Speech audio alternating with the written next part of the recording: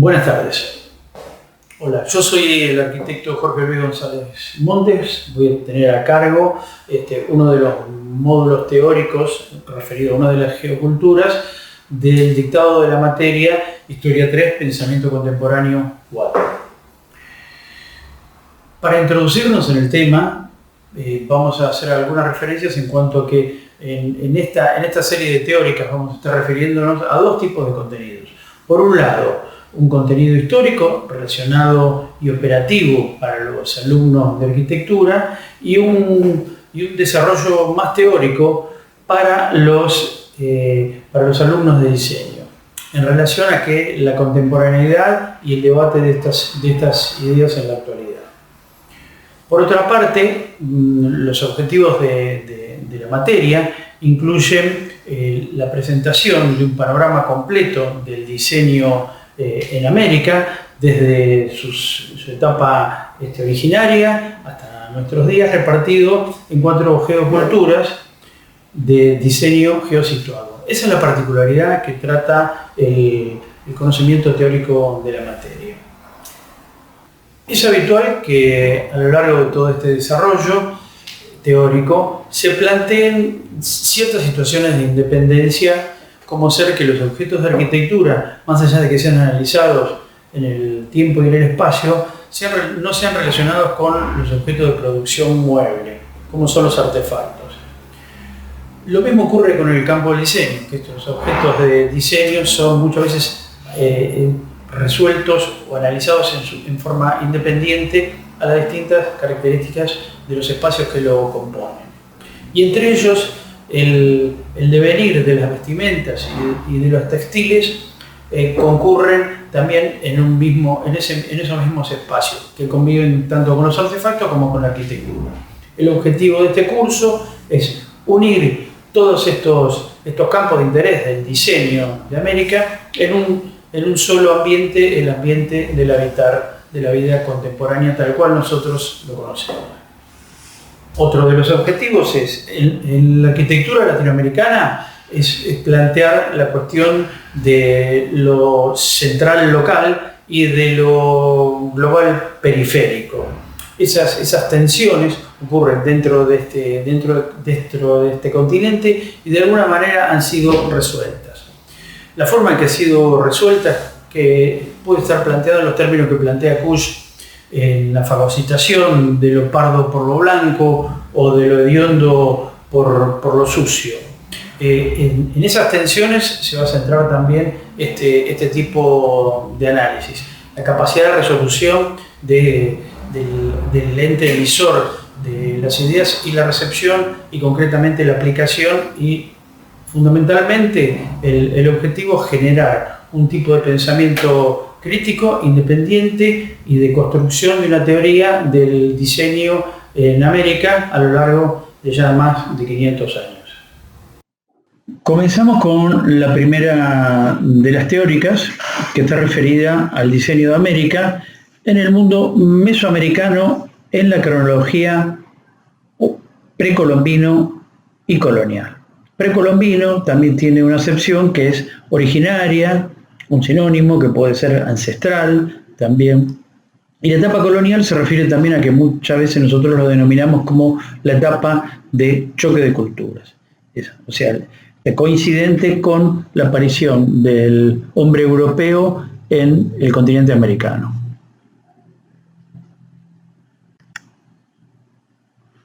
Pero para comenzar debiéramos remitirnos al principio. En realidad, el poblamiento de América y las teorías del poblamiento de América comienzan aproximadamente hace 30.000 años. Podemos ver en este esquema, podemos ver estas líneas blancas que están ocupando la parte superior de la imagen y la parte inferior, corresponden a las etapas de glaciaciones y coincidentes con el origen y la llegada del hombre a América. Hay 3 teorías que tratan de explicar el origen ancestral de nuestros pueblos. Una de las primeras y la que más pruebas científicas tiene es la de el cruce que se producen por parte de las tribus asiáticas, fundamentalmente mongolas, cruzan por el estrecho de Bering y se internan en búsqueda de mejores climas y de recursos naturales que lo abastezcan de los elementos necesarios para su subsistencia en el continente americano, y comienza un descenso hacia el sur. Esta es una de las teorías por las cuales, y que se ha demostrado, sobre la cual hay evidencia científica de que el hombre americano tiene una descendencia en su ADN de las tribus asiáticas mongolas que cruzan el estrecho de Bering, cuando toda esta zona era un sólido y no es un líquido como es hoy, donde esto, producto del descenso de la temperatura global, del ascenso de la temperatura global, el descenso de las masas de hielo permitió el poblamiento de América, y después quedaron aisladas y conformados en dos continentes diferentes. Otra de las teorías habla de la teoría oceánica o polirracial. Hábiles marineros polinésicos que cruzan el Pacífico y que llegan a la costa oeste de América del Sur navegando. Testigos de esta teoría y evidencia científica se encuentra en la isla de Pascua, en la cultura Rapa Nui, donde uno puede encontrar componentes étnicos de las culturas maoríes. O sea, navegan un mar infinito de isla en isla con rudimentarios conocimientos de navegación a vela, a remo, y con mucha suerte arriban al continente americano. La tercera teoría, o el tercer poblamiento de América, porque estas tres teorías también confluyen en la consolidación del poblamiento inicial de América, es la teoría australiana, que a través de un puente de hielo cruzan desde Australia hasta el sur de nuestra Patagonia, y de ahí ingresan al territorio americano.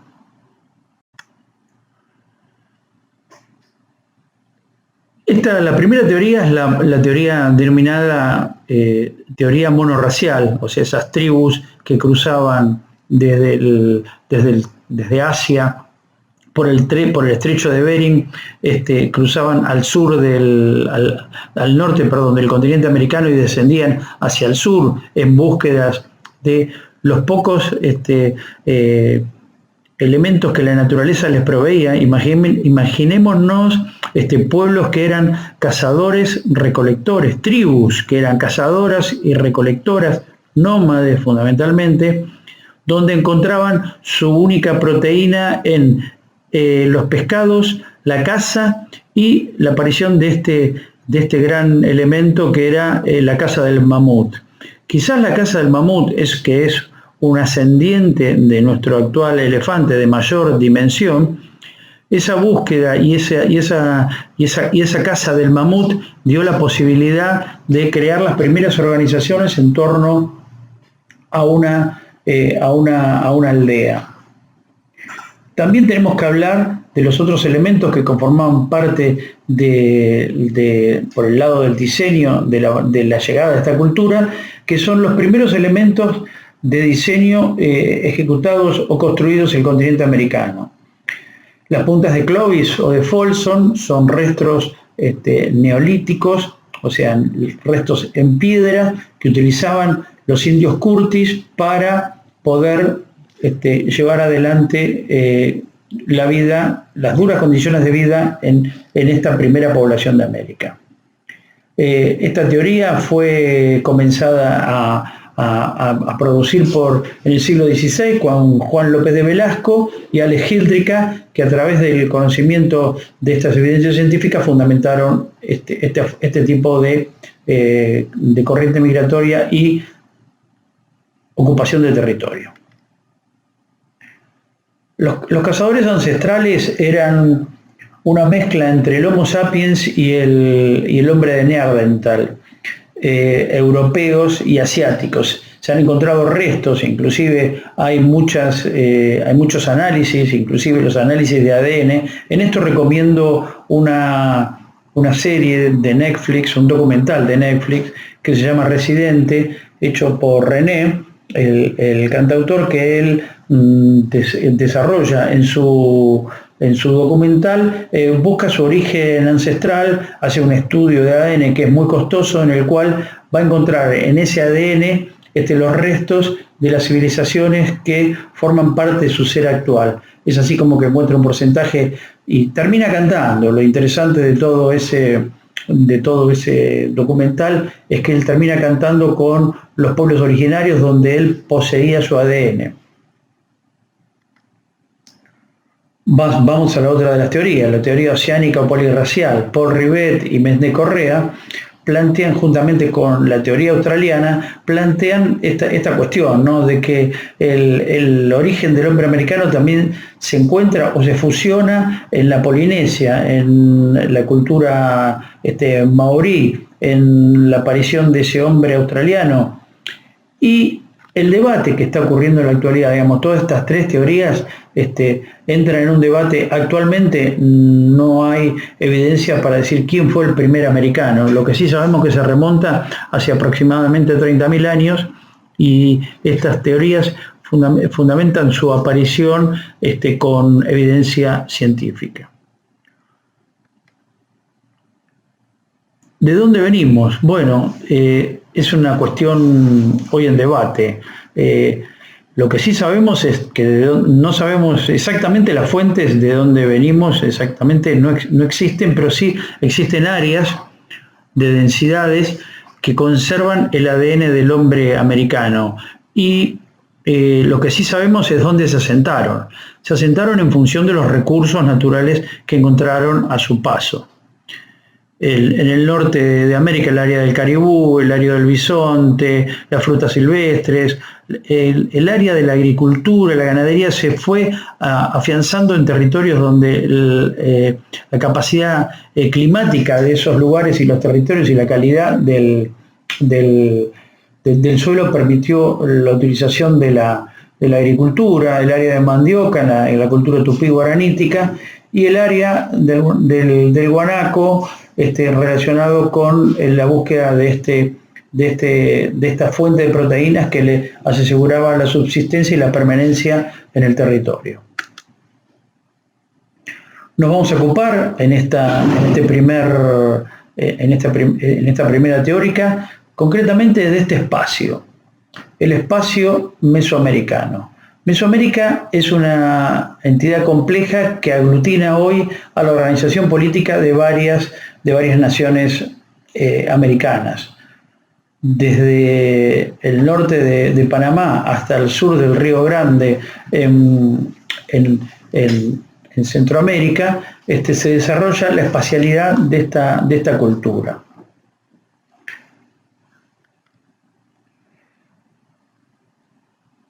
En esta tabla cronológica estamos planteando la cuestión del tiempo de aparición, según los rastros, evidencias científicas de cada una de estas culturas, y cuáles son las características comunes de cada uno de estos pueblos.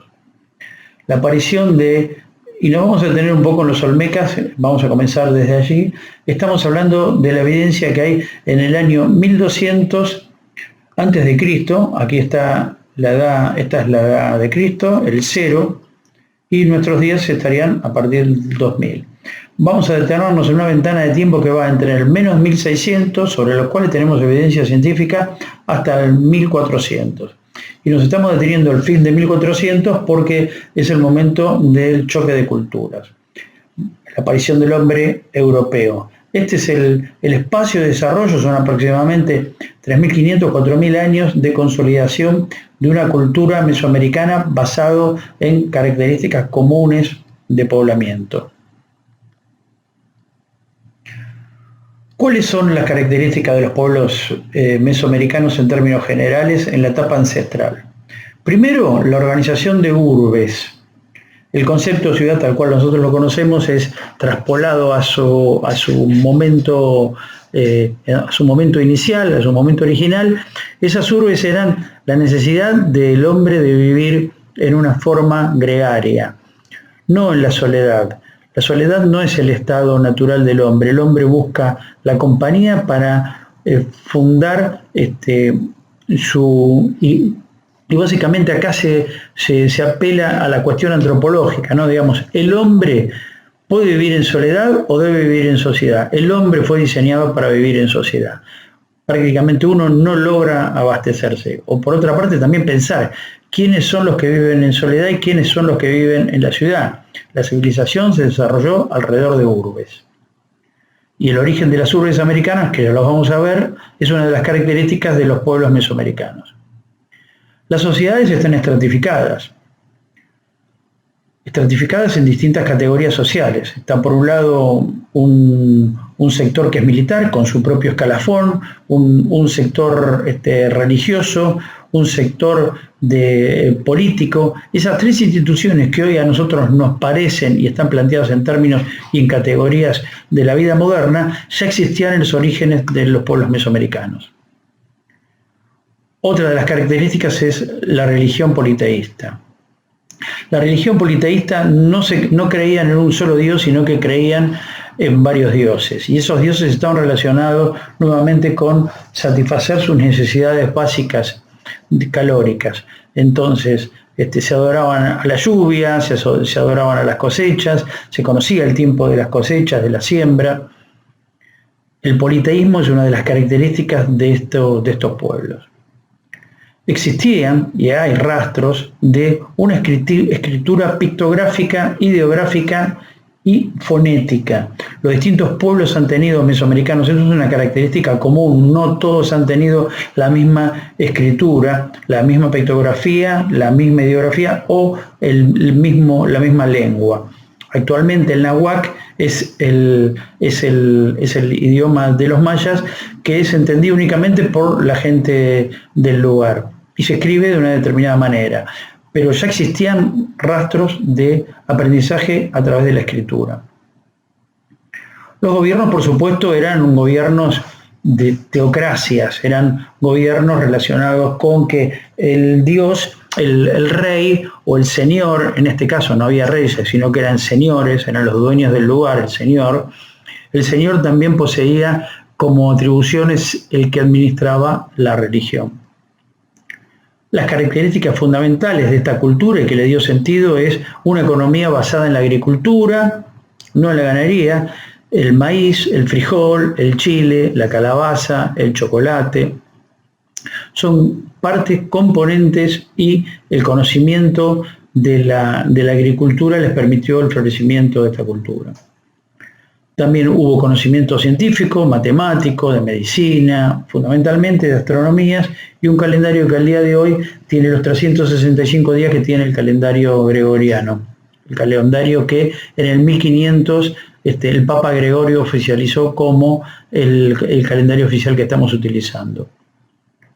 Otra de las características, y yo la dejo quizás en el último de los lugares, pero que tiene que ver en relación a todos los fundamentos de esta cultura, es el de las artes, el desarrollo de las artes, la arquitectura y la escultura. ¿Qué significa esto? Bueno, que estas culturas han podido, una vez satisfechas sus necesidades básicas, alimenticias y de organización social, política y económica en su determinado momento, han podido desarrollar las artes, la escritura, la arquitectura y la escultura.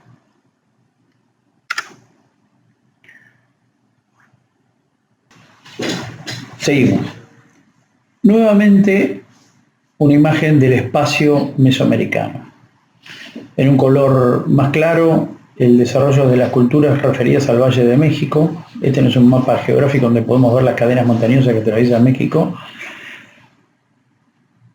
Y por un lado el Valle de México y por otro lado la península de Yucatán. Esta es una zona absoluta de planicie donde predominan dos grandes culturas. Por un lado la maya y por otro lado las culturas teotihuacanas en un principio, mixtecas, zapotecas y aztecas en este área. Estas referencias son a los templos que actualmente, o los sitios arqueológicos que hemos encontrado, que se han encontrado en México y que permiten recorrer México y en Nicaragua, Honduras, El Salvador y Guatemala y Belice también, con los centros ceremoniales o sitios arqueológicos como hoy lo conocemos, y las rutas de intercambio, que no solo eran dentro de los distintos territorios, sino que compartían, una forma de abastecimiento. Hablemos de una etapa donde los mercados o tianguis, el excedente de cada una, de la prosperidad de cada una de estas culturas, y otorgado ese excedente, se dedicaban a intercambiarlo con toda esta entidad. No solo lo hacían por tierra, sino que también lo hacían bordeando la costa por mar. Ese intercambio comercial dio origen a los aspectos comunes de cada una de estas culturas, y por eso lo podemos calificar como un gran macizo que ha tenido una relación no solo étnica, sino comercial, cultural. Pero cuando hablamos de fuentes de información, ¿cuáles son nuestras fuentes de información? Generalmente nosotros, y el conocimiento y las pruebas científicas, los autores que nombré anteriormente, eran todos europeos. O sea, que nosotros conocimos la historia de los pueblos mesoamericanos a través de las imágenes que impartían Alexander Humboldt, Aimé Bonpland y otros grandes cartografistas, miniaturistas, zoólogos, botánicos, que producían una fuente de información que eran primero llevados a Europa y de esa manera transmitidos al resto del mundo, y de esa manera nosotros conocimos, y se conoció antes en Europa, el desarrollo de los pueblos mesoamericanos que los nuestros.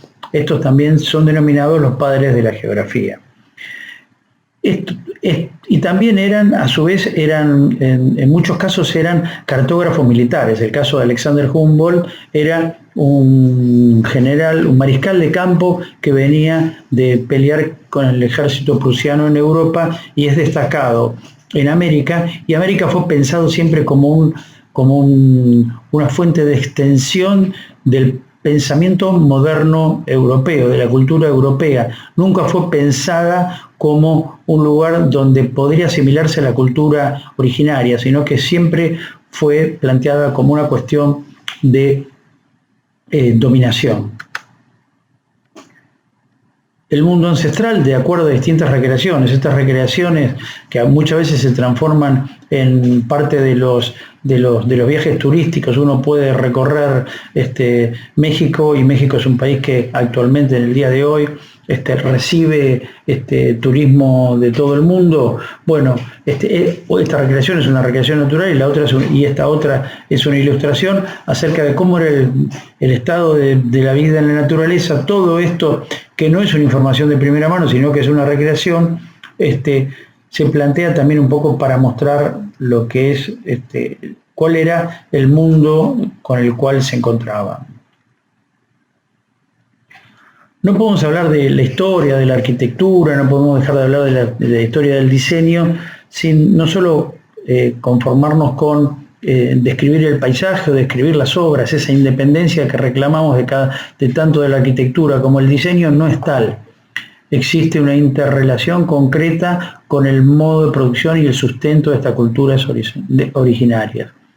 Y el elemento que mayor calidad y aportó no han sido tanto las proteínas, sino en este caso han sido más los granos, los vegetales. La agricultura ha sido lo que ha fundado, la que ha sostenido la primera etapa de los pueblos mesoamericanos. La cultura del maíz, retratada en una imagen originaria y una imagen cultural europea, han sido el elemento distintivo y el avance y el que ha producido el crecimiento de esta cultura. Esta es una foto de la actualidad.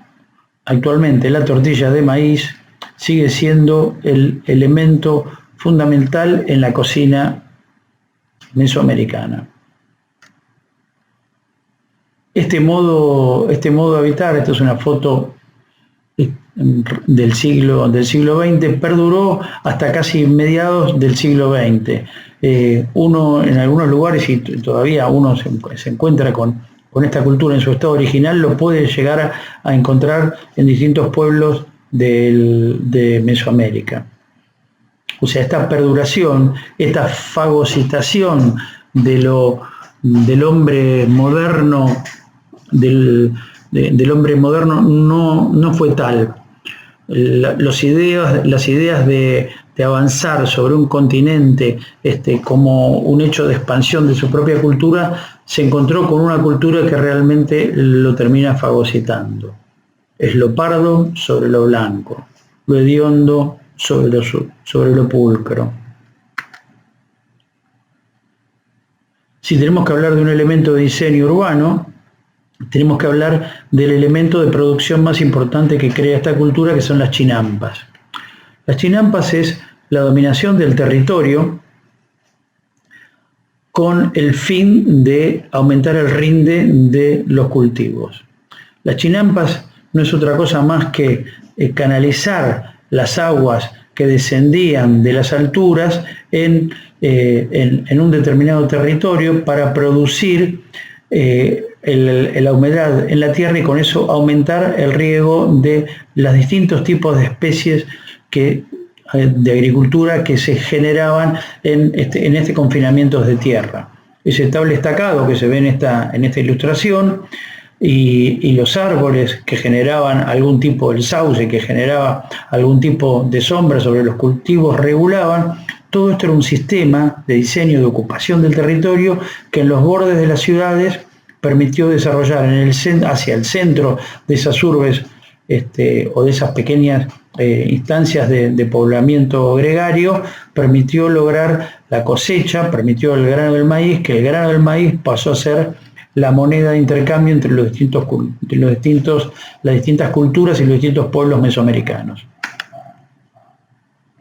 Distintas disposiciones del territorio, distintos cortes geográficos, con la aparición de distintas formas de apropiación del territorio, de chinampas y de ocupación. Los conocimientos de la hidráulica ha sido otro de los elementos fundamentales que permitió conocer, juntamente con la astronomía y la agricultura, mantener y aumentar el rinde y consecuentemente aumentar el modo de intercambio que era la moneda, que era el grano de maíz.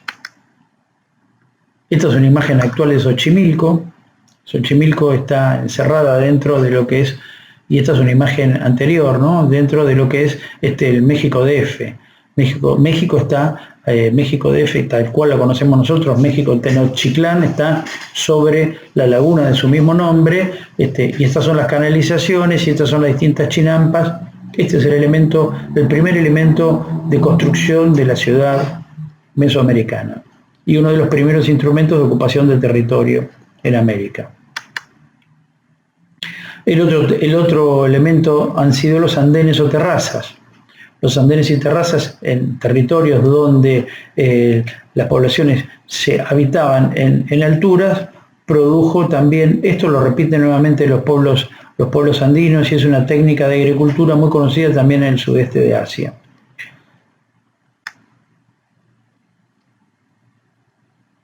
Más imágenes sobre lo mismo. Pero ¿cuál era el paisaje? Si hablamos ya de sus formas de producción, no nos podemos dejar de referir al paisaje. Bueno, el paisaje es la desmesura. Una de las primeras características que plantea el hombre europeo cuando llega a América es encontrar desmesura, o sea, las hojas que uno... Desmesura es una palabra que también a mí a veces no me gusta utilizar porque significa sin medida. Mesura es medida. O sea, que hay alguien que tiene un patrón que dice que la medida tiene que ser de determinada manera. O sea, los indios o los pueblos originarios en su momento planteaban, por ejemplo, muchas veces para protegerse de las lluvias tomaban simplemente una hoja de algún vegetal que encontraban y con eso se protegían de la lluvia. En este caso, eso parecía ya una desmesura, un elemento que no existía dentro de esta cultura. El otro tema que encontraron son los volcanes, una tierra que todavía no terminaba de consolidarse, una tierra que estaba aún en movimiento. Rastros de esta cultura mesoamericana son los códices. Lo poco que ha quedado de los rastros escritos de esta cultura han sido los códices. Los códices son los libros. Hay otros libros también que han perdurado y que han sobrevivido con el tiempo, algunos otros han podido ser reconstruidos. Son los que nos permitió trasladar el conocimiento de esta cultura hasta nuestros días. Y el otro elemento es la numeración maya, la utilización de la numeración maya con la aparición del cero. El cero, que era una abstracción absoluta, el hombre americano no comienza a utilizarlo hasta el 1500, y estamos hablando de que el cero aparecía ya en los rastros, en la numeración maya, antes de 1000 años antes de Cristo. El otro elemento es los conocimientos de científicos y chamánicos de la medicina ancestral y su planta estrella, el peyote. Las deidades o el politeísmo estaban referidos a, este es un templo, el templo de Tlaloc, el dios de la lluvia. Amaban los elementos de la naturaleza, conocían la esfera celeste, la astronomía, la astrología. A su vez, adoraban a sus muertos. La relación con la muerte en Mesoamérica aún hoy perdura. El Día de los Muertos, el 1 de noviembre, se sigue festejando. Y otro elemento interesante de esta cultura son la recreación, en este caso el juego de pelota. O sea, uno puede asociar la conformación de estas culturas, tal cual nosotros las conocemos, con el mundo moderno a través de estos tres elementos. ¿Qué es el juego de pelota? El juego de pelota no es otra cosa más que utilizan este elemento, que es una pelota, pasar por estos aros que están colocados sobre dos planos inclinados, y son empujados simplemente con las caderas. Habría que pasar con esta pelota por este aro, y muchas veces eran juegos de vida o muerte. La muerte y la vida tenía otro valor, pero no era otra cosa más que estas esferas no eran otra cosa más que las esferas celestes. Era bajar a la tierra los cuerpos celestiales y jugar con ellos. Y si bajar a la tierra se refiere esta cultura, bueno, que el Quetzalcóatl que no es otra cosa más que la serpiente emplumada. Es la serpiente emplumada que desciende desde el cielo y se arrastra por la tierra, por eso está emplumada. Es la que une las dos divinidades, la divinidad celestial con la divinidad terrestre. Pero a su vez hay un tercer plano de operación de las divinidades, que es el inframundo. El inframundo de los cenotes, los ríos subterráneos que recorren la península maya, muestran la incorporación de un tercer plano. Tenemos los cuerpos celestiales, las alineaciones celestes, la tierra y el inframundo, el subsuelo. Otra de las imágenes de Quetzalcóatl y las características de estos pueblos. O sea, eran politeístas y admitían los sacrificios. Regalarle sangre al inframundo, que es lo que hacían con acá ejemplifiqué con un animalito, con un jaguar, era también parte de su vida diaria. O sea, el valor de la vida y de la muerte no era simplemente estaba muy próximo. Eran ofrendas a los dioses. El arte plumífero, como en otras culturas también ocurren los tatuajes, el tatú, la utilización de los elementos, el orden natural era otra de las características de la composición terrenal de su vestimenta de fiesta. Si tenemos que hablar de astronomía, bueno, vamos a conocer prácticamente la perfección. En cada uno de los centros ceremoniales y sitios arqueológicos existió un observatorio. Finalizado su horario de trabajo, finalizado su tiempo, su espacio de trabajo, el conocimiento de la esfera celeste a la tarde y los conocimientos de astronomía y de astrología permitieron desarrollar los calendarios. El calendario azteca y el calendario maya rondan en perfección y son más perfectos en cuanto a los ajustes que el calendario gregoriano que conocemos nosotros del hombre de 1500 europeo. O sea, estos elementos que han sido anteriores han permitido conocerse hasta nuestros días, y con la aparición de estos elementos regular el tiempo de las cosechas y de las siembras, el tiempo del trabajo, el tiempo del intercambio, el tiempo de descanso, y la ofrenda hacia la alineación celeste son disfrutar de los solsticios, el punto de festejo o el punto de cambio de etapa, que son las 4 estaciones, los solsticios de invierno, los solsticios de verano, han sido la gran parte de la ubicación terrenal de los edificios, o sea, repetir en la tierra lo que ocurre en el cielo.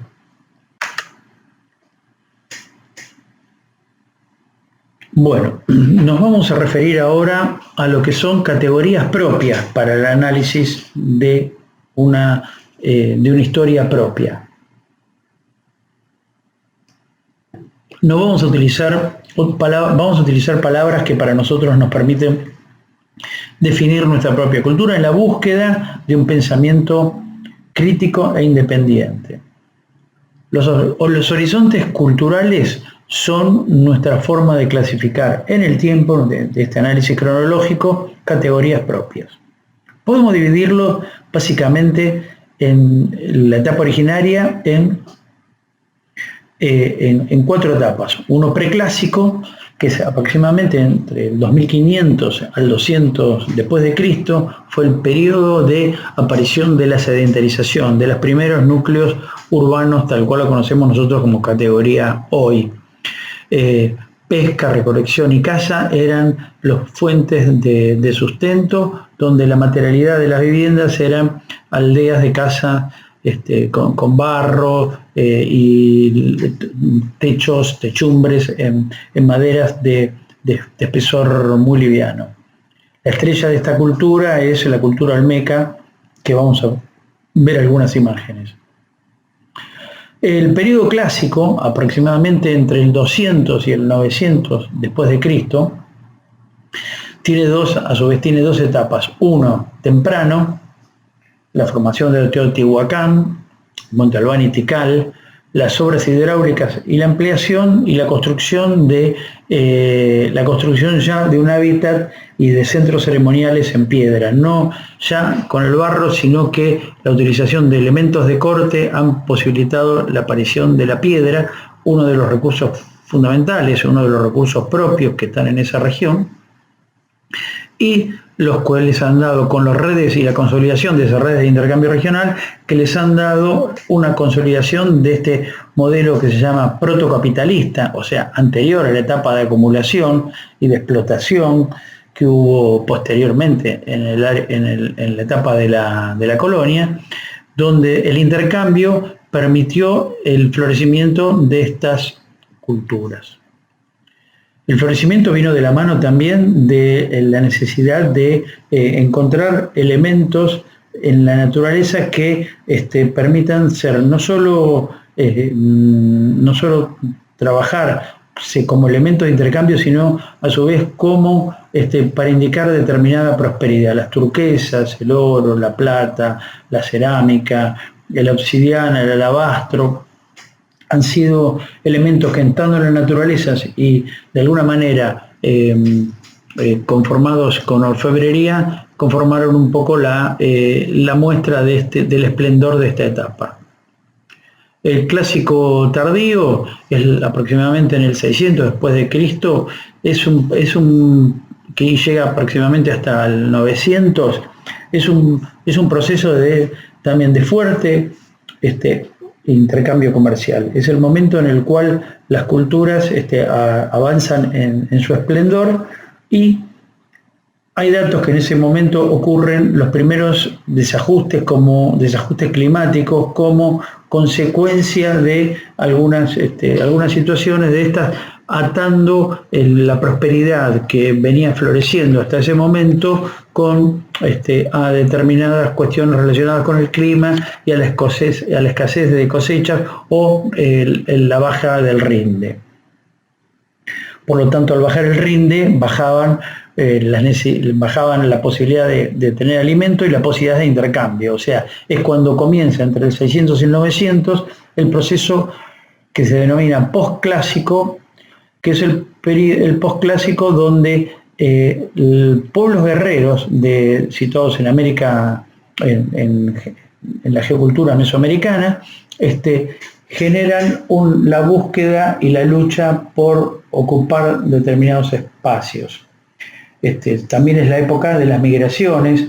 Recorrer esta entidad cultural que era toda Mesoamérica y toda esta región, como estamos planteándolo, significaba también recorrer un territorio que tenía determinada unidad. Una unidad no solo, a lo mejor no compartían el idioma, se hacían entender evidentemente, pero sí compartían casi la misma cosmovisión. Todos politeístas, todos tenían urbes centralizadas, estratificadas en relación del poder político y militar, y a partir de ahí aparecieron luchas internas dentro de México que llegan su peor momento con la aparición del hombre, justamente el hombre cultural europeo. Hernán Cortés llega a México en 1521 y comienza la conquista de México en 1521, en una aventura que pasaremos a mostrar más adelante. Bueno, del periodo preclásico, ¿qué quedan? Rastros de barros, rastros de la civilización olmeca. Hay algunos sitios arqueológicos donde aparecen estos ejemplos de culturas, donde aparecen los primeros calendarios, y es un hábitat relacionado más a los barros y a la cocción de esos barros. El fuego y el barro han sido los elementos principales de esta cultura. Del periodo clásico podemos hablar no vamos a hablar tanto de arquitectura, sino vamos a hablar más de ciudad. La conformación de la ciudad en la cultura teotihuacana sobresale con este ejemplo, ¿no? El sitio arqueológico de Teotihuacán, donde con 3 pirámides y una calzada que une y de alguna manera cose a estos tres proyectos, la pirámide del Sol, la pirámide de la Luna, con la calzada de los muertos, y todo un hábitat alrededor de todo eso. Es una de las primeras configuraciones de ocupación del territorio que se desarrolla en el Valle de México, aproximadamente a 180 kilómetros de donde hoy está la México Tenochtitlan. Bueno, la calzada de los muertos, esta vista de la pirámide de la Luna hacia la pirámide del Sol, esas pirámides que no eran otra cosa más que formas que ocupaban un sitio donde en realidad los lomos de las montañas que bordean el Valle de México tienen esa forma. ¿Qué es la pirámide? La pirámide la vamos a encontrar en muchas culturas. La vamos a encontrar sobre todo, y las más conocidas son las culturas alrededor del Nilo. Los egipcios desarrollan estas producciones, estas formas de arquitectura, de ocupación del territorio. Es en la necesidad del hombre de llegar al cielo. Es el vínculo entre el cielo y la tierra.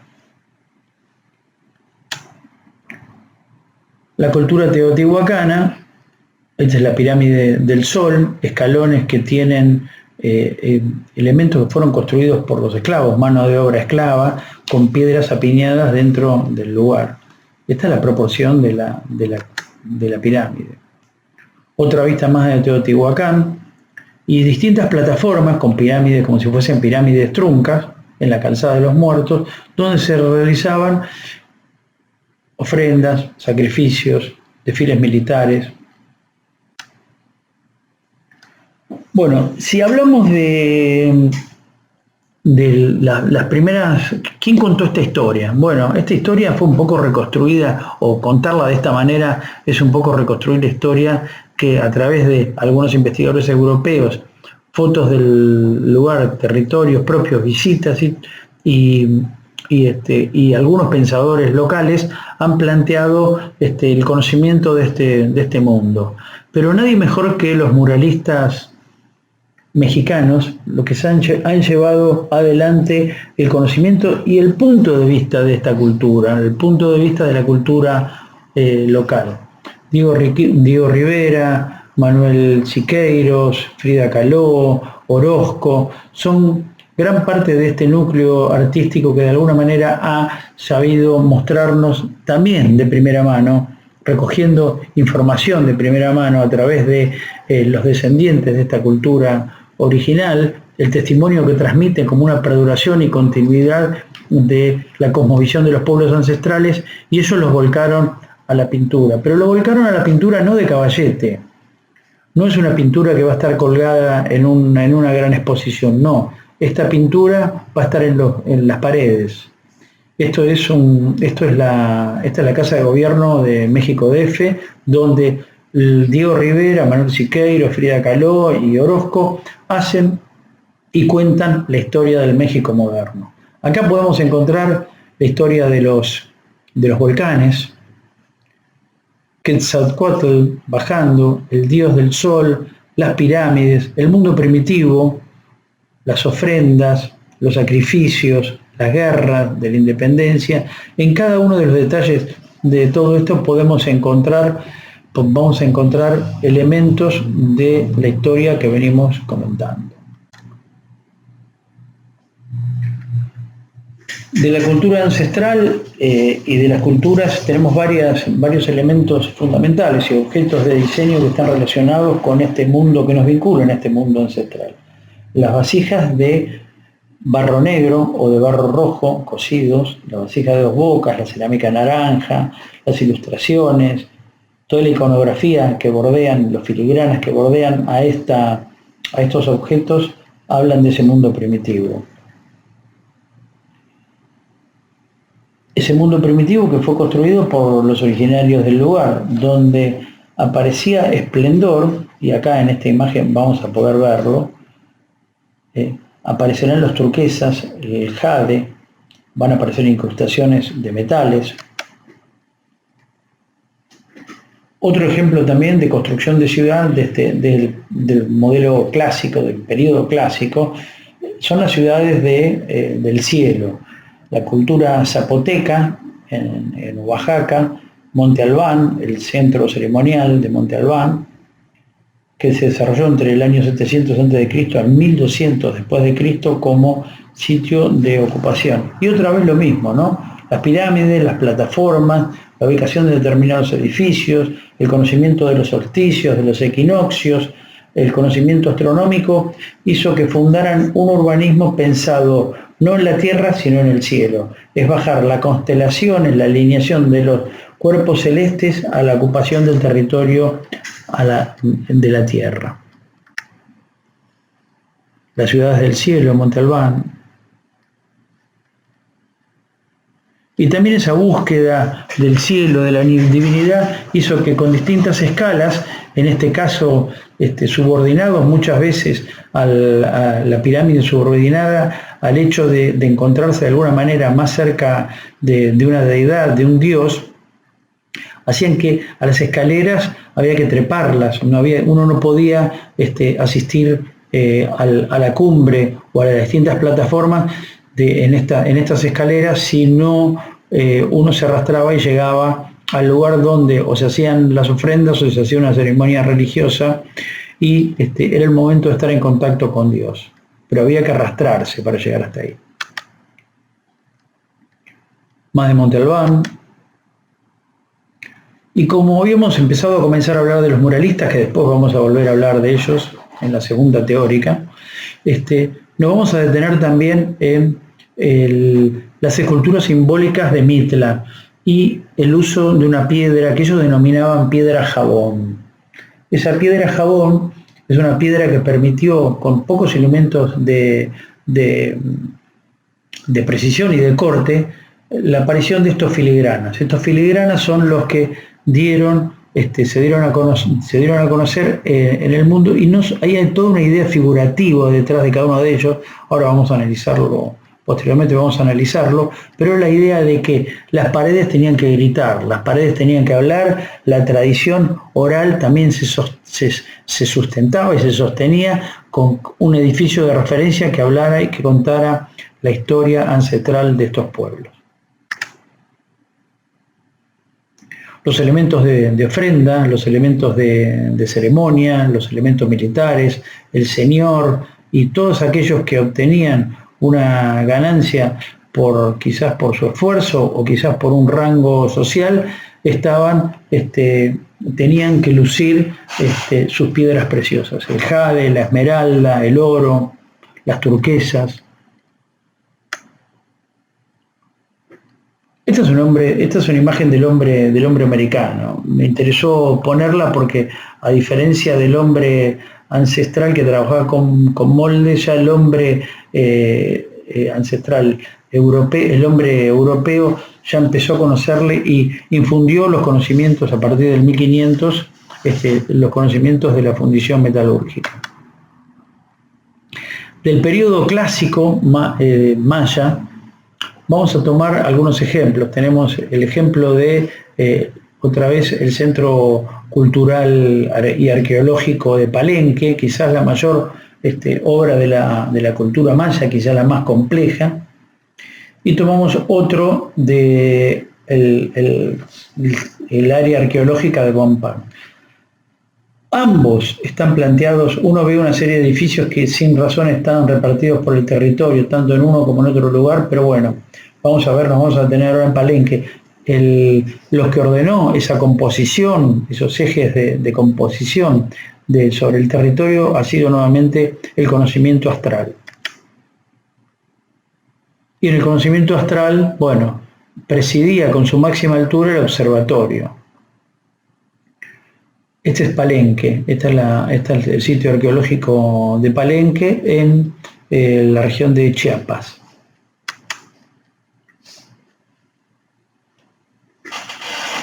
La aparición de este es el señor de Chambalún. El señor de Chambalún, que estaba retratado en Palenque, fue el que mandó a construir esta ciudad, utilizando mano de obra, por supuesto, esclava. La mano de obra esclava era producto de las victorias militares de un pueblo sobre otro, mesoamericanos. Aquí no había otros grupos étnicos que no fuesen mesoamericanos. La frontera al norte del Río Grande no les dio para lograr ocupación sobre otro área de territorio de América del Norte. Entonces se concentraron básicamente en alrededores del Valle de México y la península de Yucatán. Esta cultura en la península de Yucatán y la dominación de los mayas, de los pueblos que también vivían y convivían dentro de esa península, dio el esplendor a esta ciudad, la ciudad de Palenque. Esa victoria militar del señor de Chambulán generó espacios de estas características. Con estos detalles, con esta iconografía figurativa. Pero ¿cómo era el hábitat en ese momento? Una imagen, una recreación de cómo era la situación. Primero, un hábitat común. Estos eran hábitat común donde el núcleo familiar vivía alrededor de estas grandes palapas. Un recurso de agua, en este caso estamos hablando de un pescador que vemos con una lanza, la recolección, el uso de la agricultura. Este era el mundo primitivo de ese entonces. Otro ejemplo, ya no de pirámides, sino de estelas. Esto es Tikal, el centro de ceremonia de Tikal. Es un poco, inclusive muestra la densidad. La sorpresa fue también grande del hombre europeo al encontrar ciudades que tenían más población que de donde habían venido. La ciudad de Sevilla, la ciudad de Tikal era, en su densidad, era de mayor densidad que la ciudad de Sevilla. Y se encontraron con estos edificios en forma de estelas, alturas que superaban a los edificios que se podrían construir en ese momento, en el Renacimiento europeo. Algunas de esas estelas descubiertas a principios del siglo XX, tapadas por la vegetación, hecho que aún hoy ocurre. A través de Google Earth aparecen cada tanto algunas, se han logrado localizar algunas de estas pirámides. Esta es una imagen de la actualidad, las estelas sobrepasando la mata forestal y esa sensación de que uno se tiene que arrastrar por el piso, por el lateral de la pirámide para llegar al cielo, a Dios, era parte de las deidades y las cosmovisiones de este pueblo. Copán, también en la llanura guatemalteca, y algunas características o técnicas constructivas de este momento. Estas estelas, estamos hablando de estas pirámides con estas características, pero aquí aparece un elemento que es fundamental y que permite domesticar el espacio de la naturaleza y generar un espacio interior. Ese espacio interior lo produce la aparición de este elemento, la bóveda maya. La bóveda maya, que como ustedes están viendo, son dos laterales con una pieza clave que sostiene el esfuerzo o descarga. La carga aparece sobre la clave y se descomponen dos laterales, y desde aquí los esfuerzos con sus solicitaciones descansan en tierra. Ha sido el invento que ha producido los espacios interiores. Algunas otras imágenes de estos centros ceremoniales, que hay varios, recreaciones de ese mundo ancestral, donde está el centro ceremonial, una construcción lítica, casi toda en piedra, una construcción material, y un hábitat popular. Esto es todo un hábitat totalmente disciplinar, con su forma de producciones disciplinares, y un hábitat popular hecho con barro, maderas de escasas dimensiones, un recurso natural que les permitía asegurar agua. La hidráulica, el agua siempre ha estado presente, y esos conocimientos han permitido desarrollar el florecimiento de esta cultura. Volvamos a las bóvedas, estos espacios que han tenido en los distintos centros ceremoniales han tenido distintas formas. Aquí está en Tikal, Lavina, en Copán, en Palenque, en Uxmal. Estas bóvedas han generado la posibilidad de tener un espacio interior. Antes eran espacios exteriores y se vivía en la naturaleza. Y algunas variantes, como en este caso media bóveda. Parte de este hábitat que nosotros denominamos disciplinar, la bóveda, un basamento, la bóveda, la cubierta, y a su vez un tensor, que en este caso el tensor no era otra cosa más que un tronco de piedra, un elemento estructural que aparecía uniendo los dos mampuestos y la bóveda en este sentido. Bueno, si nos tenemos que detener en el modo construcción maya, estábamos viendo hasta ahora ejemplos de lo que era disciplinar. Un templo, una pirámide, no solo tenía una forma de ejecutarse, sino que tenía un arte para hacerse, tenía una forma de producción, había un frontis sobre el basamento, donde se aplicaban las técnicas que después los muralistas lo aplicaron, o sea, contaban la historia. En el gótico también ocurrió esto mismo. Los arcos abocinados o los frentes de las catedrales del gótico europeo también contaban la historia frente a una población analfabeta. En el caso de las pirámides, de los templos, todos tenían su remate, los capiteles, los dinteles, había todo un arte para ejecutarlo, y esto era el hábitat o las formas de producción disciplinares. También, y como el resto de Latinoamérica, ha habido una forma de producción popular. Estas imágenes que se refieren a ese tipo de producción popular tienen su forma de ser, sus nombres, su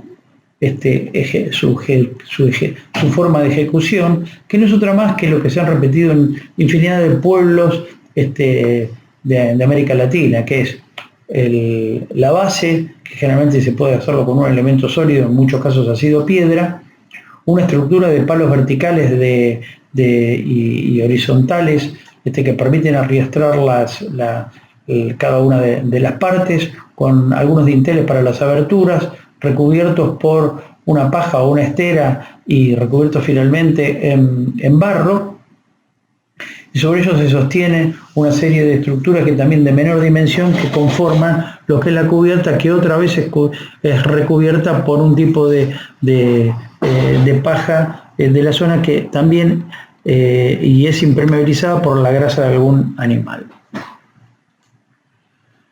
Del periodo posclásico podemos hablar largamente, porque es el periodo más extendido y quizás de mayor florecimiento, hasta que determinados efectos que se desarrollaron en la climatología generó una crisis en cuanto a las cosechas y al excedente de los granos.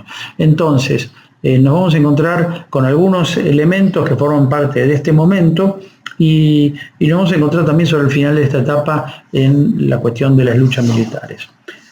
Un elemento de esplendor de esta época es el centro ceremonial de Chichén Itzá.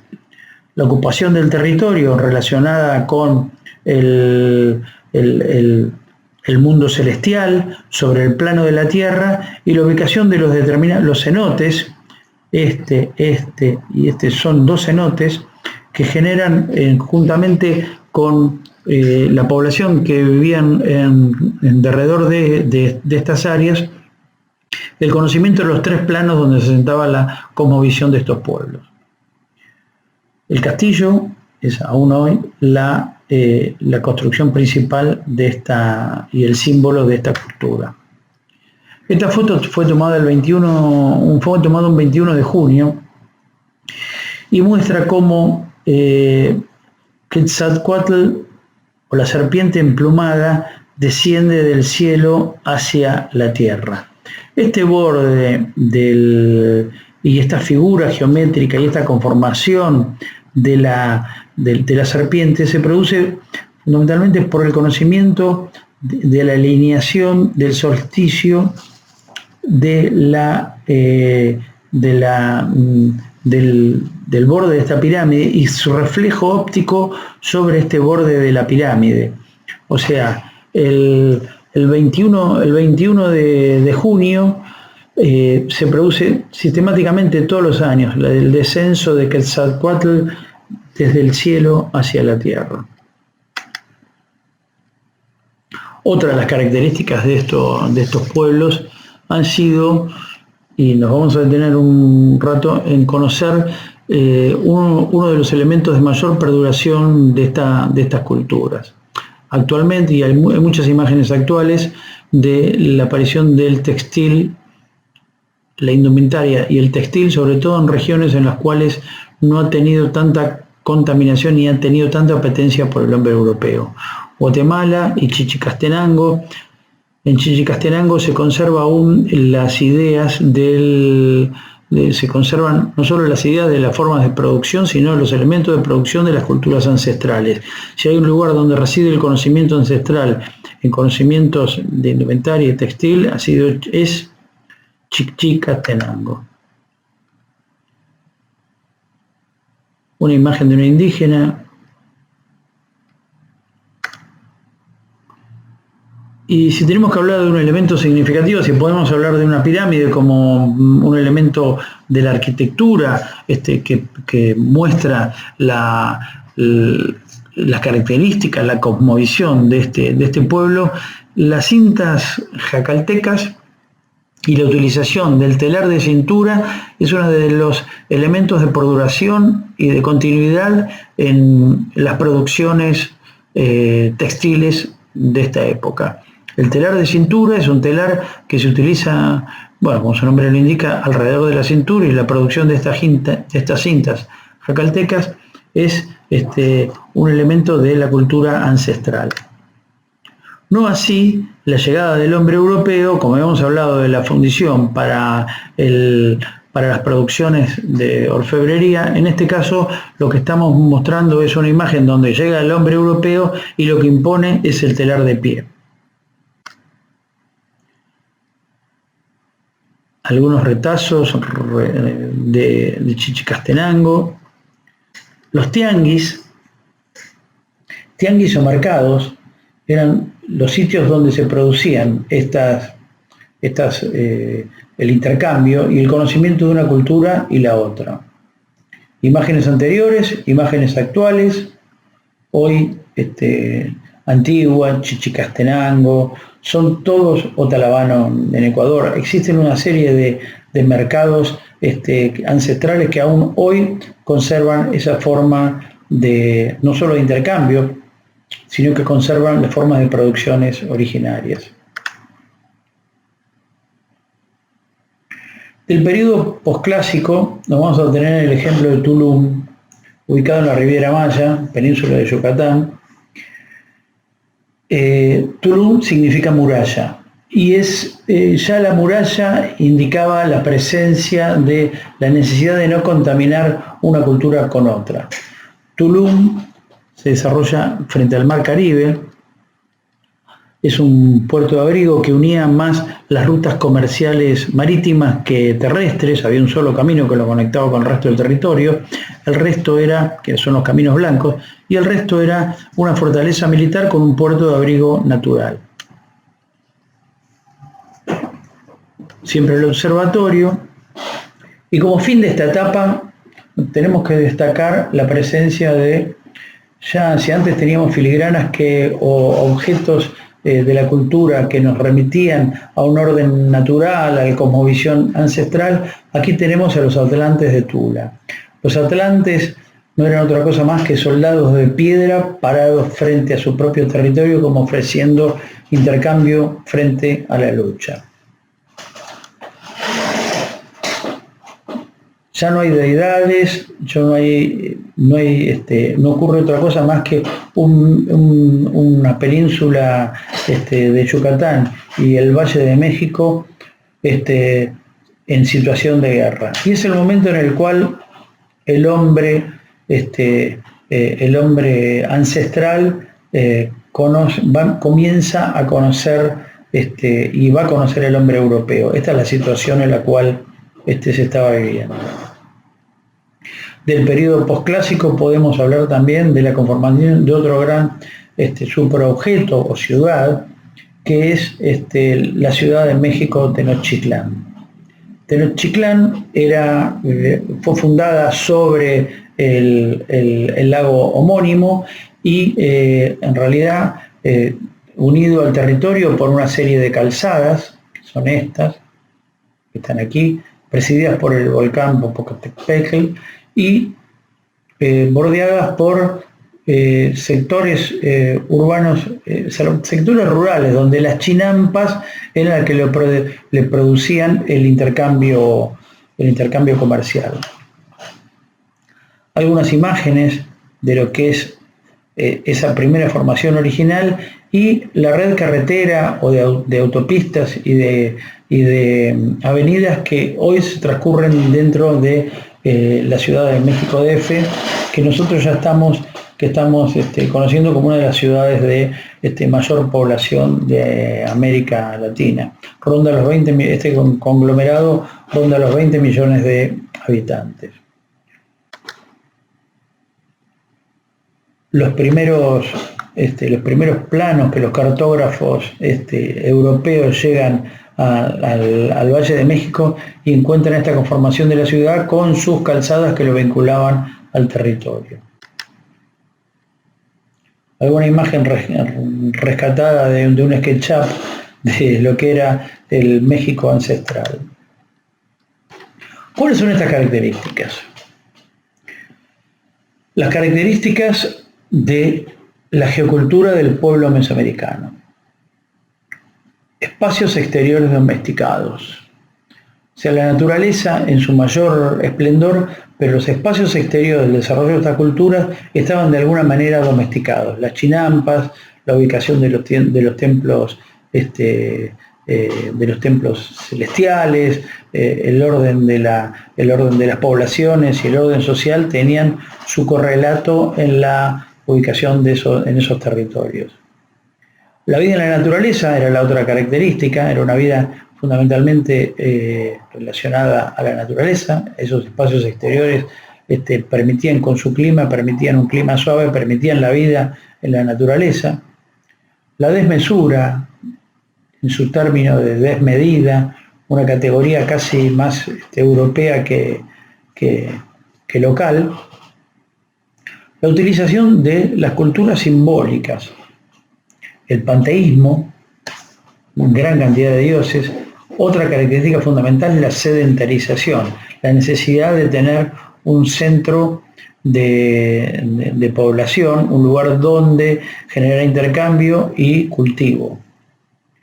Y otra de las características de estos pueblos hasta la fecha es la perduración de esos diseños ancestrales. Si hablamos de pirámides, si hablamos de composición, bueno, aquí hay algunas estructuras compositivas de las distintas pirámides.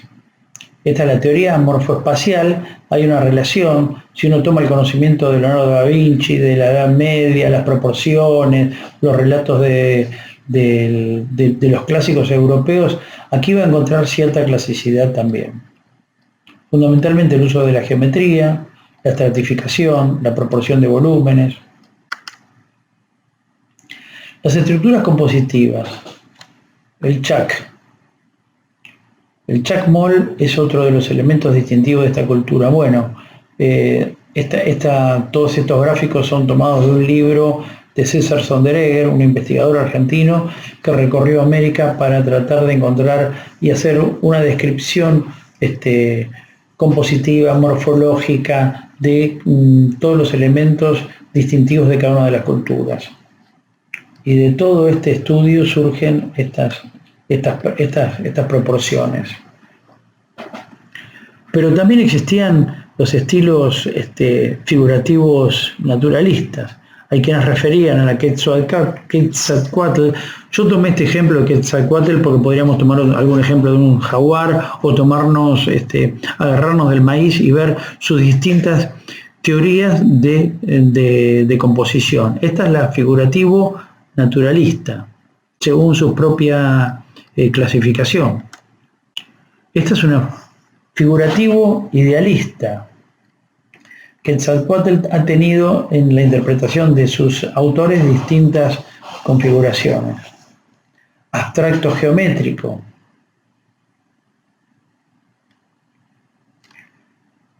O sea, teníamos una cultura propia importante, ciudades, intercambios comerciales, rutas marítimas, rutas terrestres, existía una organización civil, política, militar, había determinadas deidades. Los pueblos ancestrales vivían en un mundo en equilibrio con la naturaleza, vivían del intercambio, protocapitalistas, no había moneda, había sí elementos de intercambio de mayor valor, como podrían ser todos los elementos de adorno, la orfebrería era fundamentalmente un elemento de cambio de valor, pero bueno, llegó el momento de la conquista del hombre europeo. Pero antes de detenernos en ese momento, traje dos gráficos acá a colación que son los grupos étnicos en América Latina por cada 100.000 personas o más. Y estos son, por ejemplo, los grupos étnicos que aún hoy perduran dentro del territorio americano. esta cantidad de pueblos ancestrales aún hoy viven en su estado natural, asentados desde Perú, Bolivia, Ecuador, Colombia, Argentina, Guatemala, México, Honduras, El Salvador. Todo América, uno puede recorrer América y va a encontrar esta presencia. ¿Y cuál es la población indígena en América Latina? El último dato que tenemos es de 2010. Bueno, en Argentina hay aproximadamente, de la población de 33 millones, que es el dato de población, había 372.000. Bueno, aquí podemos llegar a todo esto, pero por ejemplo vamos a encontrar con Ecuador, que anda cerca del 25%, en Guatemala el 48%, en Perú el 18%, en Honduras casi el 12%, o sea, perdura pese a la ocupación europea. Choque de culturas. Nosotros denominamos choque de culturas al momento del encuentro entre el hombre americano y el hombre europeo, relacionado directamente con la llegada de Colón al territorio de la isla de Santo Domingo. Esa es la etapa colonial. Bueno, las características, si veníamos analizando las características de los pueblos ancestrales, las características de la colonia fueron fundamentalmente la de mayor operación político-militar, inclusive de diseño, pensada en la historia de la humanidad. Es como ocupar un territorio que permanecía vacante, sin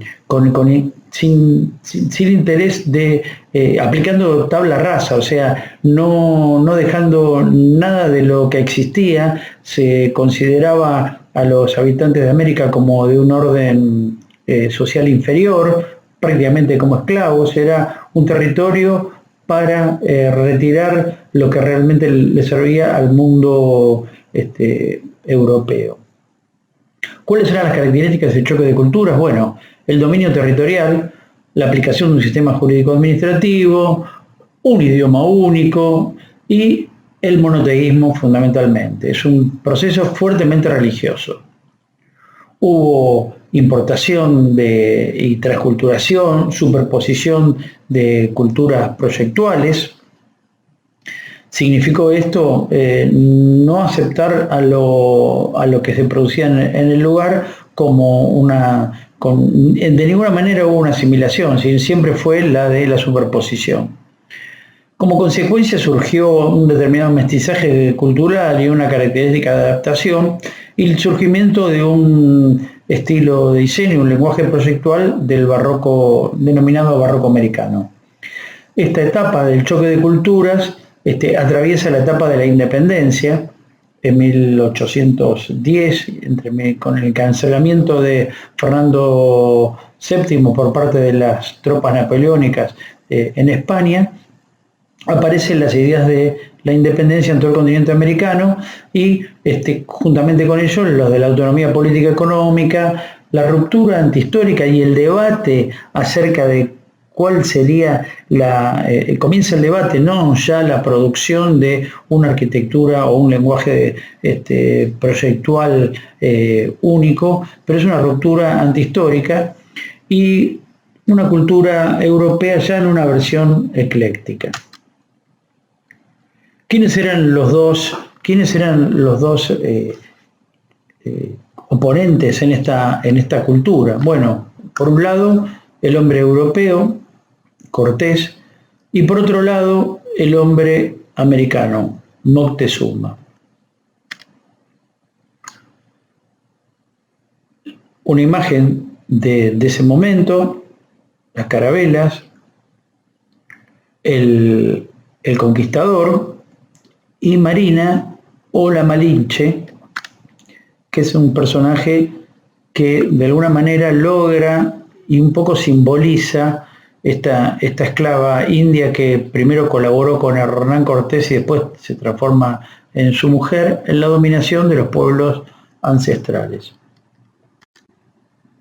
Hernán Cortés y la Malinche, esa relación de la cual dicen que hay varios hijos de esa relación, lo cual era la mujer en este momento y con esta representación asimilada a la mujer europea, casi con la piel de color blanco y su vestimenta relacionada a ese orden europeo, juntamente con el conquistador, frente a Cuauhtémoc, el hijo de Moctezuma. ¿Cuál era el mundo que se encontraban? Hay que pensar que en Europa el fin de los años oscuros, el fin de la Edad Media, arribó con el triunfo del cristianismo y la expansión de las ideas católicas en el continente europeo, la lucha, el vencimiento y la lucha y la domesticación de los pueblos eslavos, de los pueblos bárbaros. Eso generó el triunfo del cristianismo, y el cristianismo es el que organiza la conquista de América. Esa conquista de América, imagínense ustedes que surge con las ideas que nosotros conocemos de la Iglesia Católica. Bueno, se encuentran con la realidad que aquí lo que existía era el politeísmo, eran los sacrificios humanos, existían las tribus paganas, las luchas por la posición territorial y por los recursos de un pueblo y de otro, hechos que ya habían ocurrido hasta el triunfo del cristianismo en Europa, hasta el 1500. Entonces, ¿qué tenemos acá? Llegaron a Europa y dijeron, tenemos que volver a luchar contra lo mismo que veníamos luchando en Europa.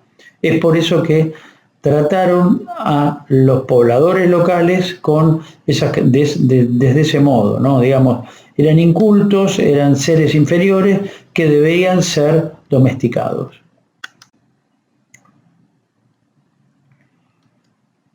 El triunfo militar de Hernán Cortés vino de la mano de la etapa que veníamos precediendo en el relato acerca de las dificultades, los problemas que habían tenido en cuanto a al sostener un ritmo de desarrollo de esta cultura, y sobre todo de la agricultura, las luchas intestinas y el triunfo de un pueblo sobre otro fue el motivo por el cual Hernán Cortés logra su primera victoria militar.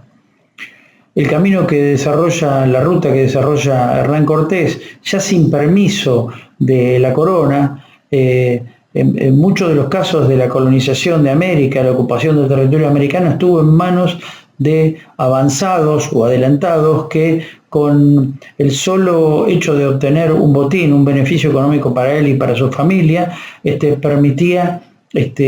permitía trabajar para la corona, con la bendición de la corona y su apoyo militar de la corona española, me estoy refiriendo, repartía sus ganancias con la corona y otra parte le quedaba a él. Este es el camino que desarrolla Hernán Cortés entre 1519 y 1521, toma saliendo de Cuba, pasa por la isla de Cozumel, pasa por frente a Tulum. En Tulum es conocido, Tulum está por aquí, es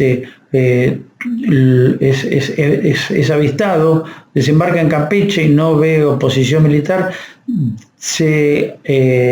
desembarca ya en Veracruz, toma esclavos en esta parte donde de alguna manera lo introduce en el territorio y toma México Tenochtitlán en 1521. La lucha por Tenochtitlán es encarnizada, esta recreación, esta es una de las calzadas, el templo mayor de los aztecas, la laguna, era una lucha entre el caballo, la pólvora, el hombre europeo con sus corazas metálicas frente al hombre natural americano, una lucha desigual, claramente desigual. Otra de las imágenes de la época. Esto finaliza en Tlatelolco. Esta es una placa de la plaza de Tlatelolco, la plaza de las Tres Culturas. Tres Culturas porque hay un templo azteca, hay una iglesia colonial y atrás se ve el México moderno. Y está esta leyenda que es muy interesante, porque habla de que el 13 de agosto de 1521 nace el pueblo mestizo que es el México de hoy. Dicen que no fue ni triunfo ni derrota.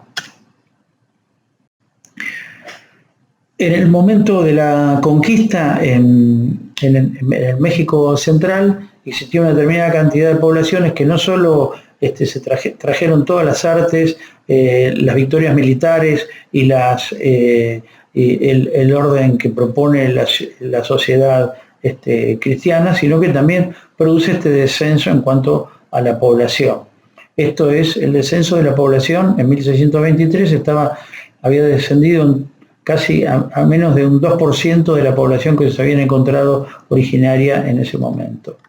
La viruela era uno de los tantos elementos, una de las primeras pestes que viajan a América desde parte del continente europeo y que llegan a América para diezmar a la población, que era inocua frente a las otras pestes.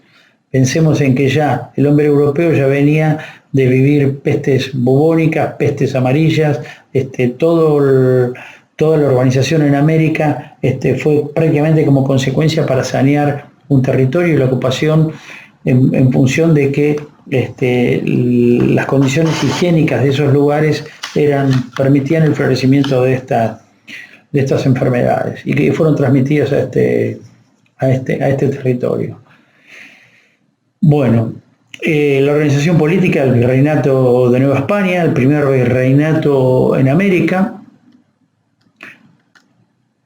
Y por un lado teníamos también, luego de la ocupación militar, hubo dos órdenes religiosas, uno los franciscanos y los dominicos, de la mano de Fray Bartolomé de las Casas, que pensaron en la ocupación de este territorio y hicieron unos sumarios y unas recopilaciones y unos libros, entre ellos las leyes de Indias, en los cuales planteaban la apropiación de la cultura indígena. Frente a esta teoría se han opuesto otras que en realidad, sobre todo los jesuitas, plantearon otras cuestiones de organización social y no ya de asimilación, sino de confrontación con las culturas anteriores.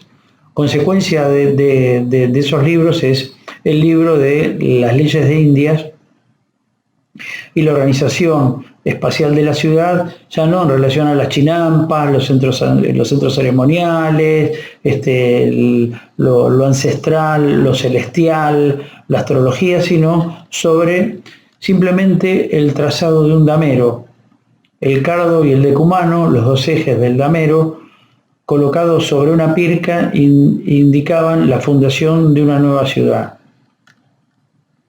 Y si esa nueva ciudad estaba fundada sobre el Templo Mayor, mucho mejor. Evidentemente, estas ruinas que uno está viendo, esto es el México DF actual, gran parte, esta es la Catedral de México, gran parte de las piedras utilizadas del Templo Mayor de los aztecas fue para construir y reconstruir el nuevo orden colonial. O sea, y fueron superpuestas, prácticamente fueron truncadas todas las pirámides, las piedras utilizadas para la construcción de las iglesias, y esto fue sepultado. Con el tiempo volvió a redescubrirse. Actualmente hoy esas galerías y estos pasajes están mostrando y viendo nuevamente cómo era el México ancestral. Pero estas medianeras muestran que han tenido que fracturar todas las construcciones que estaban en este lugar, demoler, para, una vez que lograron el posicionamiento del Templo Mayor de los aztecas, nuevamente reconstruir ese área patrimonial. Y como este centro, como el centro de la ciudad, el centro histórico de la ciudad, este es Nuestra Señora de Guadalupe, en uno de los bordes de la plaza principal, que es el Zócalo, en el México DF, asentado sobre una laguna, inclusive las pendientes que tienen, está todo fuera de plomo, ocurrido por la falla en la fundación. Es como que no solo no pudieron imponerse a la ocupación militar de un espacio, sino que la misma tierra, el paisaje, la gente, la cultura, la comida, aún indica que perdura ese México ancestral. Brota, sobrevive. Hay unas imágenes de una megápolis, que es otra de las características que vamos a estar viendo en la geocultura de los pueblos americanos. Tanto Lima como Sao Paulo, Río de Janeiro, Buenos Aires pasan a ser las grandes megápolis de estas geoculturas. ¿Cómo era el mundo de la colonia? Bueno, el mundo de la colonia era un mundo, otra vez mantenía las condiciones del mercado. El mercado hasta el día de hoy perduran, imagínense que en el tiempo de la colonia también existía con las mismas características. El intercambio de bienes propios por otros, el trueque es gran parte de la moneda del mundo. Pero ya se ve la aparición en una imagen de Humboldt, se ve la aparición del mestizaje en cuanto a la vestimenta. Digamos, ya no hay tanto rastro de la vestimenta original, en el caso de Michoacán es esta imagen, sino la aparición de un hombre mestizo y de una vestimenta mestiza.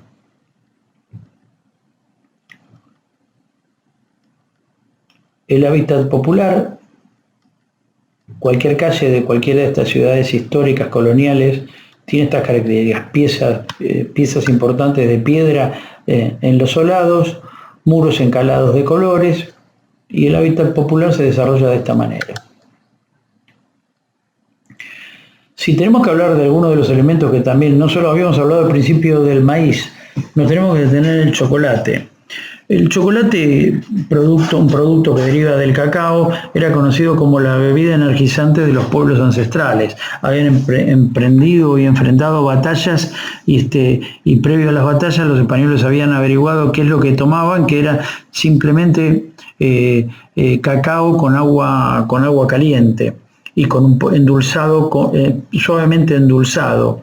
Eso les dio determinar el energizante de la época, y con eso se enfrentaban a caballerías, a cañones, a la pólvora, a todo. Y bueno, lo tomaron como la bebida energizante y lo llevaron para Europa.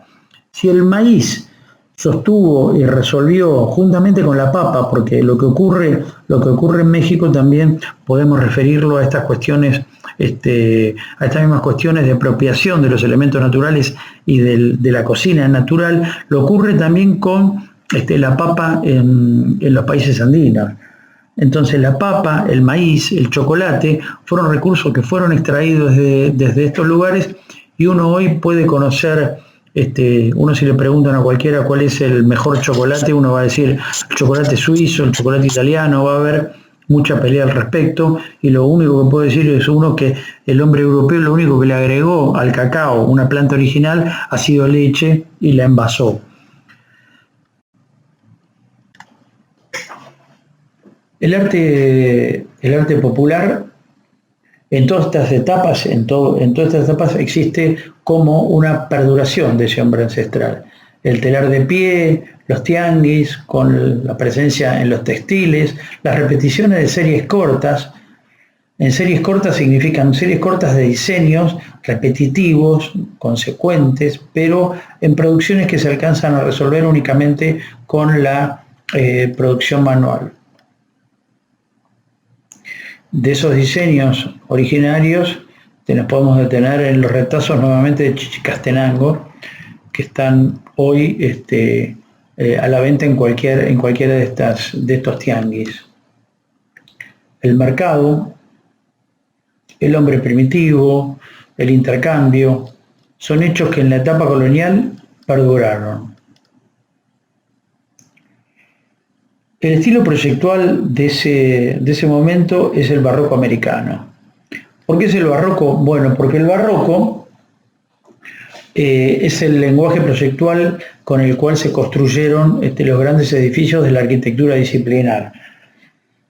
En su mayor esplendor, los edificios religiosos, y el edificio religioso pasó a ser el faro de esta cultura, el lugar donde residía el conocimiento. Los abates, los frailes eran los que practicaban la arquitectura. Traían evidentemente algunos arquitectos, algunos aparejadores de España, y el barroco logra en América una cantidad y un volumen superior al de Europa. El barroco es el estilo es el lenguaje proyectual de la colonia en América, desde México hasta el norte de nuestro territorio argentino, hasta Córdoba, con distintas gradaciones. En este caso vamos a ver un barroco con esplendor, un barroco con oro, con incrustaciones, Es más, la fuerza de la Iglesia y la fuerza de la colonización se medía por la calidad de estos espacios, sobre la calidad y la cantidad. La Argentina tuvo un barroco pobre, tuvo un barroco más bien austero, porque no había tanto interés, no existían los recursos naturales que se creían que existían tanto en Perú como en México. La aparición no ya del grano como instrumento de intercambio, sino el oro, la plata y los metales semipreciosos, colaboró para distinguir a esta parte del territorio en una forma, para darle un determinado esplendor. Y el barroco se extendía no solo a los templos, a las catedrales, sino que también se extendía al hábitat que bordeaba los centros de la ciudad. Está la Casa de los Azulejos, decorada íntegramente con, como su nombre lo indica, con una cerámica tipo Talavera en azul y blanco, o esta otra capilla que está en el borde del zócalo. Mientras tanto, el hábitat, lo popular, seguía produciéndose. Estas son imágenes actuales, o sea que no hay diferencia entre las anteriores y esto sigue ocurriendo, y los colores de la naturaleza son los colores que tapizan. El orden natural sigue estando también en la ocupación territorial del hábitat. Las especies, los colores de las especies y los colores de las pinturas. Los colores de las pinturas tienen su inmediata correlación con las especies naturales. El verde lo sacan de la menta, el azul del índigo, el amarillo de algunos pigmentos, el blanco del titanio, el negro del negro de humo, del carbón. O sea, la graduación de colores, el uso del color es otra de las características de la producción de la arquitectura colonial de este momento. Y es así como por más que uno construya un hábitat, por más que construya un edificio singular de arquitectura barroca, los colores que se van a utilizar son los colores de la naturaleza, son los colores que utiliza el pueblo. Es así como también transfieren eso a la cerámica con el lenguaje proyectual barroco. Ya acá no vamos a encontrar un orden figurativo, compositivo, abstracto, relacionado con los pueblos ancestrales. Vamos a encontrar una iconografía, una estructura compositiva relacionada con el barroco europeo, pero con los colores locales.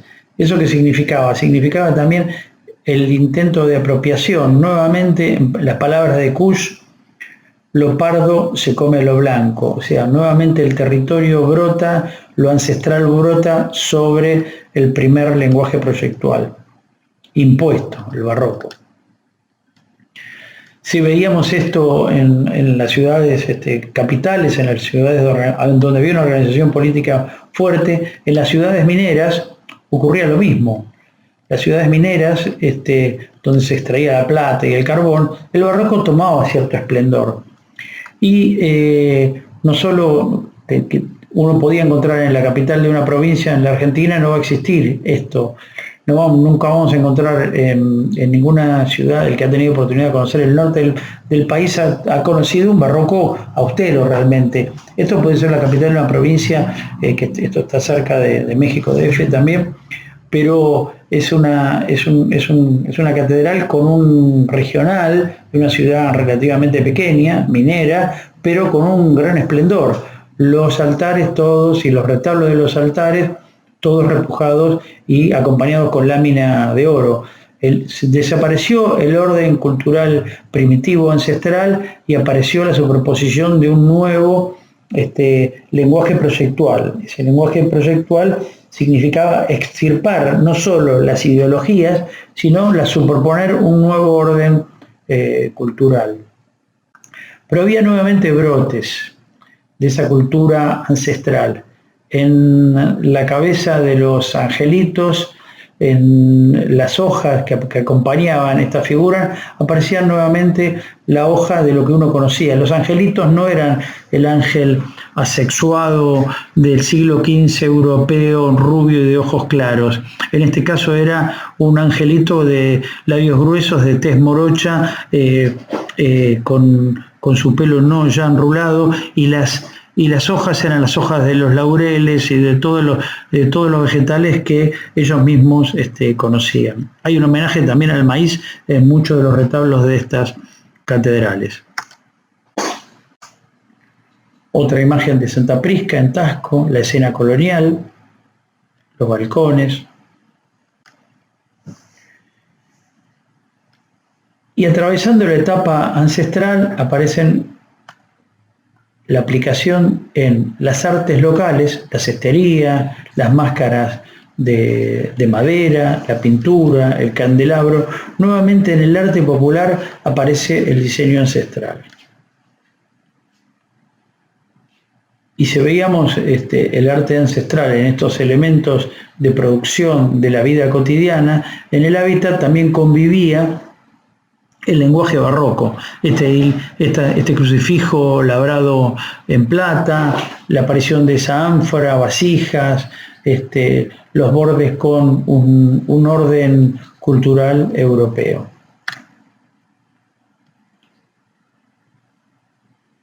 Oaxaca también es otro gran ejemplo de lo que es el barroco disciplinar y el barroco popular.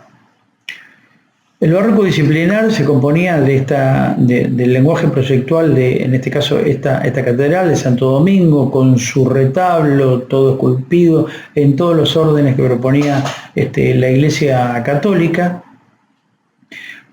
nada sin salirse de un esquema previamente establecido, y la utilización o la primera apropiación de estas producciones en el barroco popular de la arquitectura es la miniaturización. La utilización de determinados gestos que son molduras, planos, colores, herrerías de estas producciones. Lo disciplinar es la miniaturización, es este tipo de producciones, la obra singular. Lo popular es la obra anónima.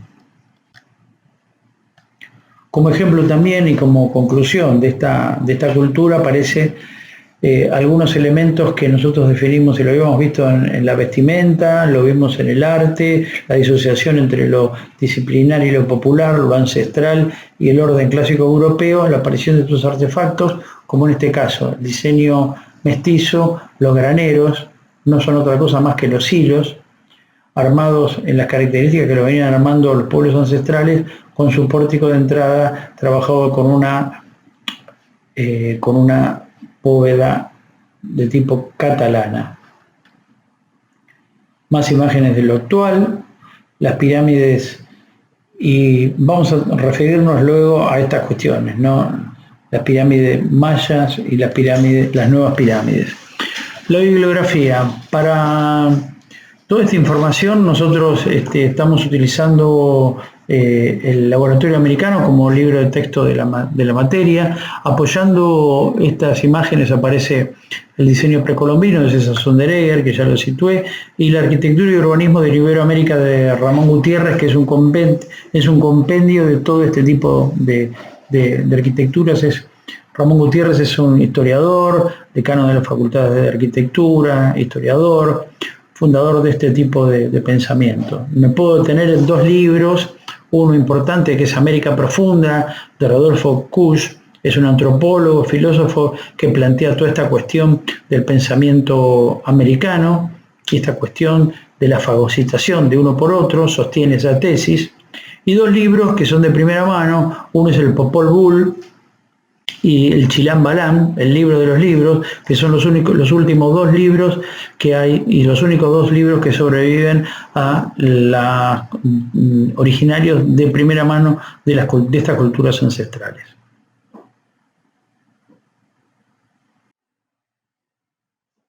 Una vez finalizada el contenido teórico de la materia, nos remitiremos a las actividades prácticas relacionadas con estos conceptos para ser analizadas en grupo.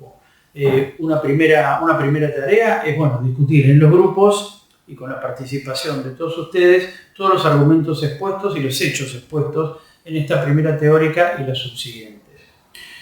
El segundo objetivo que tenemos con este plan de prácticos es prepararlos a ustedes para la evaluación, discutir los elementos que serán sometidos a evaluación en el transcurso del plan que tengamos de promoción o de examen para la materia.